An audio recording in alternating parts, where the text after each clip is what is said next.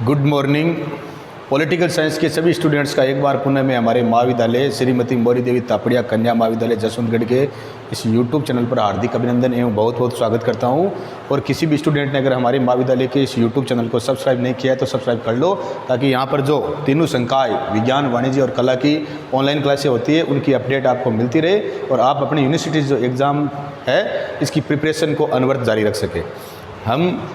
हमारी इस क्लास में BA final year international relation ये हमारा सेकंड पेपर है और इसमें हम शीत युद्ध का अर्थ पढ़ चुके हैं, शीत युद्ध के प्रभाव, शीत युद्ध के कारण, इनकी हम चर्चा हमारी जो प्रीवियस कक्षाएं थी उसमें विस्तृत रूप से कर चुके हैं। अब आज हम शीत युद्ध का अंत, end of the cold war, शीत युद्ध का वो घटनाएं, उन घटनाओं का हम अध्ययन करेंगे जिससे शीत युद्ध का क्या हुआ, अंत हुआ। उससे पहले मैं आपको एक 2 नंबर या छोटा जो मीडियम साइज का क्वेश्चन आता है उसके बारे में थोड़ी सी बता देता हूँ कि ये जो शीत युद्ध है इसको 4 भागों में बांट सकते हैं, या शीत युद्ध है इसको 4 युगों में हम विभाजित कर सकते हैं। कि जो शीत युद्ध था इसमें संयुक्त राज्य अमेरिका और सोवियत संघ, इन दोनों के मध्य जो संबंध था इसको हम 4 भागों में क्या कर सकते हैं, विभाजित कर सकते हैं। पहला जो समय है वो शीत युद्ध 1946 से लेकर 1962 में शीत युद्ध है वो चरम पे पहुंच गया था। यहाँ पे क्या हुआ था, क्यूबा मिसाइल संकट। दूसरा है 1962 से लेकर 1962 से या 1963 से लेकर 1963 से लेकर 1979 तक इसे देतांत, जिसे हम कह सकते हैं शैथिल्य, कि 1963 से लेकर 1979 के मध्य जो समय था इसमें शीत युद्ध में थोड़ी सी क्या आ गया था, शिथिलता आ गई थी। क्या आ गई थी, शिथिलता आ गई थी। उसके बाद में दूसरा शीत युद्ध 1979 से लेकर 1984, इसको बोलते हैं दूसरा शीत युद्ध। यहाँ पर शीत युद्ध में फिर वापस क्या आ गई थी, वापस अपने चरम पे पहुंच गया था। एक बार पुनः यहाँ पर शिथिलता आ गई थी। फिर कुछ घटनाएं ऐसी घटी थी 1979 और 1984 के मध्य कि दोबारा क्या हो गया था, अपने उफान पर, अपने चरम पे पहुंच गया था। और अगला चरण है वो है 1985 से लेकर 1991 से लेकर 1991। और इन घटनाओं में जो घटनाएं घटी उससे शीत युद्ध का क्या हो गया, अंत हो गया। तो आज हम शीत युद्ध के अंत की, end of the cold war, प्रमुख समझौते और घटनाएं उनका अध्ययन करेंगे। वो कौन सी जो समझौते हुए वह कौन सी घटनाएं घटी 1985 से लेकर 1991 के मध्य, जिसमें शीत युद्ध का क्या हो गया, अंत हो गया। देखो, जनवरी 1985 की घटना है। कभी घटना है, जनवरी 1985 की घटना है। अमेरिका का विदेश मंत्री था जॉर्ज शुल्ट्ज। जनवरी 1985 की घटना है। अमेरिका का विदेश मंत्री जॉर्ज शुल्ट्ज और सोवियत संघ का विदेश मंत्री है आंद्री ग्रोमिको। इन दोनों की मुलाकात हुई और इन दोनों की मुलाकात होने के बाद में दोनों ही कहाँ के हैं, एक अमेरिका का विदेश मंत्री है, एक कहाँ का है, सोवियत संघ का विदेश मंत्री है। अमेरिका का जॉर्ज शुल्ट्ज है तो सोवियत संघ का कौन है, आंद्री ग्रोमिको है। और इन दोनों के मध्य मुलाकात हुई और इन दोनों ने इस प्रकार की मतलब एक नींव बनाई, एक आधार तैयार किया, जिसके फलस्वरूप जो अमेरिका, ये सोवियत संघ के नेता है मिखाइल गोर्बाचेव और अमेरिका के राष्ट्रपति रोनाल्ड रीगन, इन दोनों के बीच में एक शिखर बैठक हुई। तो किन दोनों के प्रयासों से, सोवियत संघ के जो विदेश मंत्री है वो तो थे आंद्री ग्रोमिको और अमेरिका के कौन थे, जॉर्ज शुल्ट्ज। इन दोनों के प्रयासों से इन दोनों ने अपने दोनों देशों के जो राष्ट्रपति है इन दोनों की क्या करवाई, शिखर बैठक करवाई। और इसी के माध्यम से आगे जाकर क्या हुआ, शीत युद्ध का अंत हुआ। 1991 में शीत युद्ध का अंत है हो गया इन दोनों के प्रयासों से। फिर दोनों देशों के प्रमुख जो नेता है इनकी क्या हुई, बैठकें हुई और आखिर में जाकर क्या हुआ, शीत युद्ध का अंत हुआ। तो हम उन घटनाओं का थोड़ी सी चर्चा कर लेते हैं कि शीत युद्ध का अंत और जो प्रमुख घटनाएं हैं वो कौन सी है। तो सबसे पहले जेनेवा वार्ता नवंबर 1985 में हुई थी। जेनेवा स्विट्जरलैंड की राजधानी है। तो ये जेनेवा वार्ता कब हुई थी, नवंबर 1985 में हुई थी। कब हुई थी, नवंबर 1985 में। और इसमें जेनेवा में 2 महारथी कौन थे, रीगन, 2 महारथी, एक तो रीगन, दूसरा गोर्बाचेव। रीगन कहाँ के थे, उस समय अमेरिका के राष्ट्रपति थे, और ये कहाँ के थे, सोवियत संघ के कौन, मिखाइल गोर्बाचेव। ये जेनेवा में मिले कब, नवंबर 1985 में, क्योंकि इन दोनों देशों के विदेश मंत्री, अमेरिका का विदेश मंत्री जॉर्ज शुल्ट्ज और सोवियत संघ का विदेश मंत्री आंद्री ग्रोमिको, इन्होंने एक इस प्रकार की बैठक तैयार की थी जिससे दोनों नेता वो जेनेवा में इन दोनों के मध्य वार्ता हुई। कब, नवंबर 1985 में इन दोनों नेताओं के मध्य एक दोनों की बैठक हुई थी और ये 2 दिन 19 से 20 नवंबर 1985 में या नवंबर में 19 हुए 20 नवंबर को 1985 में हुई थी दोनों नेताओं के मध्य बैठक। और उन दोनों महाशक्तियों के बीच ये 6 साल बाद बातचीत हुई। दोनों महाशक्तियों के बीच ये 6 साल के बाद में क्या हुई, बातचीत हुई। और इनमें दोनों महाशक्तियों के जो नेता रोनाल्ड रीगन और मिखाइल गोर्बाचेव दोनों जिन मुद्दों पर सहमत हुए वो मुद्दे हैं, परमाणु युद्ध कभी नहीं लड़ना चाहिए। बोल रहे हैं कि परमाणु युद्ध है वो कभी नहीं लड़ना चाहिए। दोनों ही नेता इस बात से सहमत हो गए कि परमाणु युद्ध है वो कभी नहीं लड़ना चाहिए। और कोई भी एक पक्ष अपना सैनिक वर्चस्व कायम करने की कोशिश नहीं करेगा। कोई भी एक पक्ष है वो अपनी सैनिक शक्ति या सैनिक वर्चस्व है इसको कायम करने की कोशिश नहीं करेगा। दूसरा है हथियारों की होड़ पर काबू पाएंगे। हथियारों की जो ये अंधाधुंध जो ये शस्त्रों की होड़ चल रही है इसको क्या करेंगे, इसको काबू में करेंगे। कुछ समझौते ऐसे करेंगे जिससे हथियारों की जो होड़ है इसको क्या करेंगे, काबू में करेंगे। दोनों पक्षों की ओर से वार्ता हुई और तेजी से आगे बढ़े और दोनों ही पक्ष अपने अपने परमाणु हथियारों के जखीरे में क्या करेंगे, 50% कमी करेंगे। जो हमारे हथियार है इसमें 50% क्या करेंगे, कमी करेंगे। दोनों नेताओं ने ऐसी बात की। अगला जो बात हुई है दोनों ही पक्ष 1968 की जो परमाणु अप्रसार संधि है 1968 में NPT परमाणु अप्रसार संधि है 1968 की परमाणु अप्रसार संधि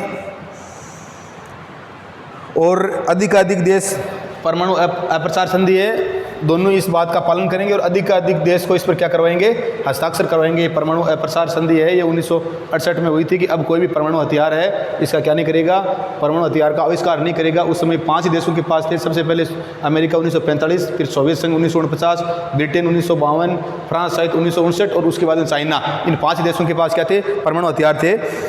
रासायनिक हथियारों पर पूर्ण प्रतिबंध की, रासायनिक जो हथियार है इन पर क्या किया जाएगा, पूर्ण प्रतिबंध लगाया जाएगा। तो इस प्रकार से इन दोनों नेताओं के मध्य 19 और 20 नवंबर 1985 में जेनेवा में क्या हुई थी, रीगन और गोर्बाचेव के मध्य वार्ता हुई थी और दोनों के मध्य सहमति बनी थी। उसके बाद में रीगन गोर्बाचेव शिखर वार्ता ये 1900 आइसलैंड में हुई थी। रीगन गोर्बाचेव शिखर वार्ता है 11 से 12 अक्टूबर 1900 कब हुई थी, 1996 में हुई थी एक बार, 1986 में हुई थी। 11 और 12 अक्टूबर 1986 में एक बार पुनः रीगन और मिखाइल गोर्बाचेव दोनों क्या हुए, दोनों की बातचीत हुई, दोनों आपस में मिले। आइसलैंड में अमेरिकी राष्ट्रपति रोनाल्ड रीगन तथा सोवियत नेता मिखाइल गोर्बाचेव के बीच 2 दिन की शिखर वार्ता हुई। आइसलैंड में एक जगह का नाम है रिकजाविक।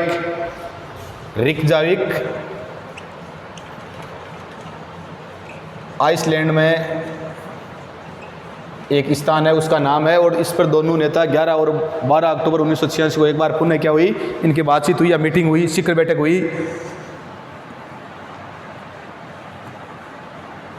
और इन दोनों में स्टार वार्स पर रीगन के अड़े रहने के कारण वार्ता क्या हो गई, स्टार वार्स के मुद्दे को लेकर रीगन है वो अड़ गए और इसके कारण ये वार्ता क्या हो गई, विफल हो गई। स्टार वार्स पर रीगन के अड़े रहने से ये वार्ता विफल हो गई। रिकजाविक से रवाना होने के पूर्व रीगन ने कहा कि स्टार वार्स कार्यक्रम को प्रायोगिक शोध एवं परीक्षण तक सीमित रखने का सोवियत प्रस्ताव उन्हें मान्य नहीं, जबकि गोर्बाचेव ने कहा कि वे सोवियत संघ को सामरिक दृष्टि से महत्वपूर्ण आणविक अस्त्रों से वंचित कर अमेरिका को अंतरिक्ष में हथियार है वो तैनात करने की छूट देते हैं तो वो क्या कहलाएंगे, पागल ही कहलाएंगे। तो इस प्रकार अमेरिका को विश्वास है कि स्टार वार्स के जरिए सोवियत संघ पर सैनिक श्रेष्ठता प्राप्त करने के कगार पर है। अतः इन दोनों ने क्या कर दिया, इस बात को मानने से क्या कर दिया, इनकार कर दिया। उसके बाद में अगला है वो अमेरिका और सोवियत संघ सैन्य जानकारी। अमेरिका और सोवियत संघ दोनों ही आपस में जो सैन्य जानकारी है उसको देने को क्या हो गए, सहमत हो गए। ये कब की घटना है, ये घटना है सितंबर 1987 को। अमेरिका और सोवियत संघ दोनों ही अपनी जो सैन्य जानकारी इनको क्या करेंगे, साझा करेंगे। सितंबर 1987 को अमेरिका व सोवियत संघ रूस के बीच एक समझौते पर हस्ताक्षर हुए और इस समझौते के अंतर्गत दोनों ही अपनी जो सैन्य गतिविधियां हैं इसके बारे में एक दूसरे को जानकारी वो साझा करेंगे। और इस समझौते के अंतर्गत मॉस्को और वाशिंगटन में परमाणु जोखिम निस्तारण केंद्र खोले जाने पर क्या हुई, सहमति हुई। मॉस्को सोवियत संघ की राजधानी अब वर्तमान में रूस की है, उस समय सोवियत संघ की थी, और वाशिंगटन कहाँ है, अमेरिका में। तो इन दोनों में जो परमाणु रोधी, दोनों ही जगह पर परमाणु जो जोखिम निस्तारण केंद्र है वो खोले जाने की सहमति पर हुई। अगली जो वार्ता है वो है सोवियत संघ अमेरिका, सोवियत संघ और अमेरिका शिखर वार्ता, और ये संधि है, दोनों की वार्ता हुई थी